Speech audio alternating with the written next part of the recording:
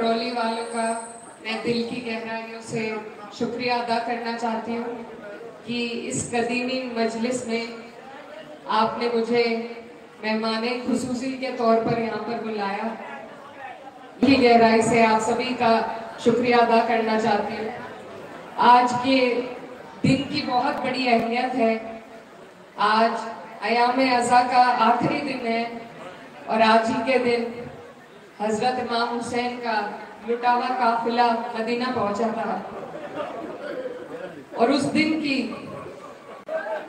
जो दिक्कतें हैं, जो दुख है, वो आज भी हम सबके दिल में जिंदा है।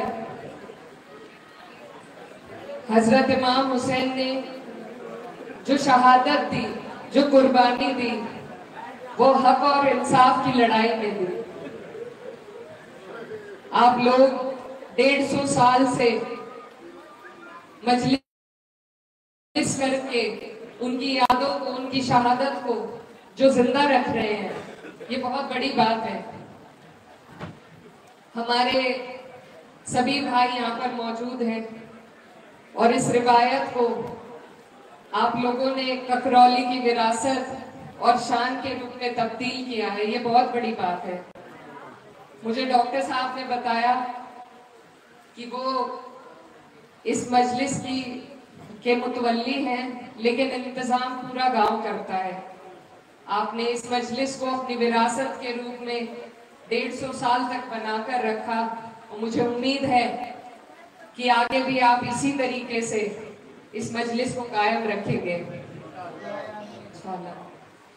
हमारे लिए बहुत जरूरी है कि हम हजरत इमाम हुसैन की शहादत को याद रखें और हक और इंसाफ की लड़ाई के लिए जिस बहादुरी के साथ उन्होंने अपनी कुर्बानी दी, आज के दौर में बहुत जरूरी है कि हम उनकी इन यादों को दिल में बसाकर उनकी राह पर चलने का काम करें।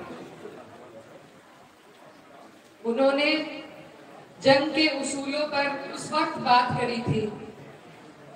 अब हम देखते हैं कि कानून बन रहे हैं, लेकिन उन्होंने जंग के उसूलों पर कि महिलाओं पर, औरतों पर, बच्चों पर कोई जुल्म ना हो, भले ही जंग चल रही हो, ये उस वक्त कहा था। इस्लाम में बहुत जरूरी है कि हम सबसे ज्यादा आज जो पिछड़ रहे हैं वो इसीलिए कि हम तालीम नहीं अपने बच्चों को दे पा रहे। तो यहाँ आप और हम सब मौजूद हैं। मेरी आप सबसे यही गुजारिश है कि सिर्फ तालीम की रोशनी से ही हम आज़ाद हो पाएंगे, जहालत से आज़ाद हो पाएंगे। और खास तौर पर हमारी बच्चियों की, लड़कियों की तालीम पर सभी को गौर करने की जरूरत है। उस वक्त से ही हमारी लड़कियों को आगे बढ़ाया गया। अगर आप तारीख पर जाकर देखेंगे तो हजरत बीबी फातिमा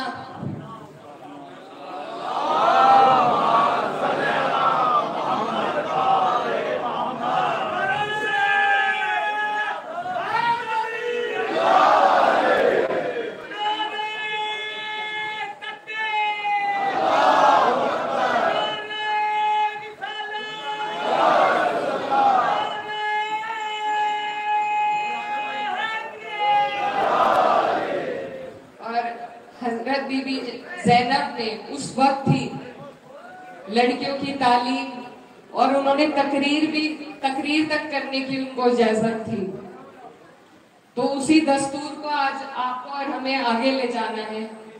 अगर हम अपनी लड़कियों को तालीम हासिल कराएंगे, उनके लिए सारी सहूलियत मुहैया कराएंगे जिससे उन्हें आसानी हो, तो हम सिर्फ एक लड़की नहीं बल्कि पूरी नस्ल को तालीम की राह पर आगे बढ़ा पाएंगे।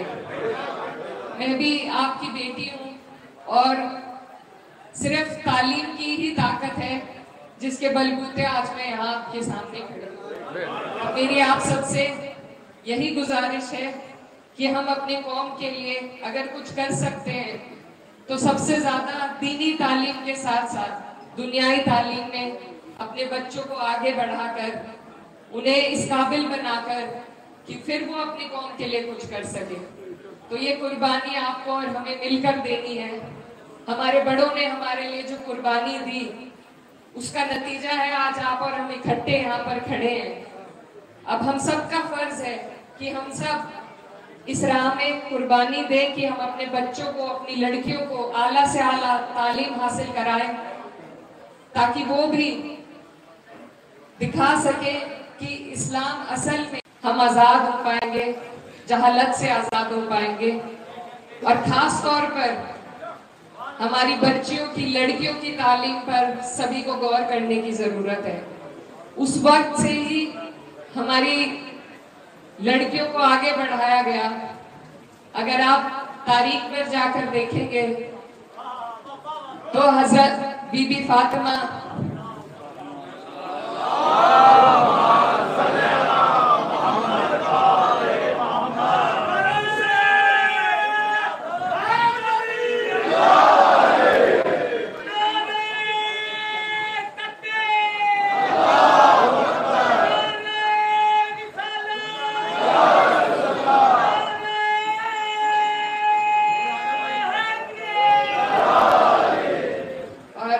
हजरत बीबी ज़ैनब ने उस वक्त ही लड़कियों की तालीम और उन्होंने तकरीर तक करने की उनको इजाजत थी।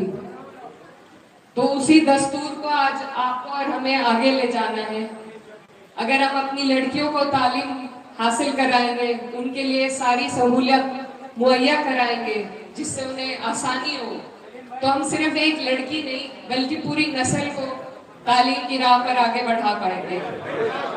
मैं भी आपकी बेटी हूँ और सिर्फ तालीम की ही ताकत है जिसके बलबूते आज मैं यहाँ आपके सामने खड़ी हूँ। मेरी आप सबसे यही गुजारिश है कि हम अपने कौम के लिए अगर कुछ कर सकते हैं तो सबसे ज्यादा दीनी तालीम के साथ साथ दुनियाई तालीम में अपने बच्चों को आगे बढ़ाकर उन्हें इस काबिल बनाकर कि फिर वो अपनी कौम के लिए कुछ कर सके।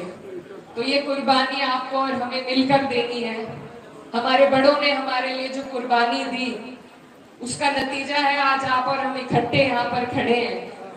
अब हम सबका फर्ज है कि हम सब इस राह में कुर्बानी दें कि हम अपने बच्चों को, अपनी लड़कियों को आला से आला तालीम हासिल कराएं, ताकि वो भी दिखा सके कि इस्लाम असल में किस चीज के लिए खड़ा है। तो मैं आपकी बेटी हूँ, आपके बीच में आई हूँ, आपने मुझे इस काबिल समझा और हम जिस मकसद से यहाँ इकट्ठा हुए हैं, ये हमें याद रखने की जरूरत है कि हमारे हजरत इमाम हुसैन ने किस कदर हमारे लिए कुर्बानी दी और उन्हीं यादों को अपने दिल में बसाकर अपने दीन की सच्ची राह पर चलने की जरूरत है। आप लोगों का शुक्रिया। अस्सलाम वालेकुम। मैं डॉक्टर ज़िया आलम साहब से गुजारिश करता हूँ कि बहन और सांसद इकरार को मैं पेश करें।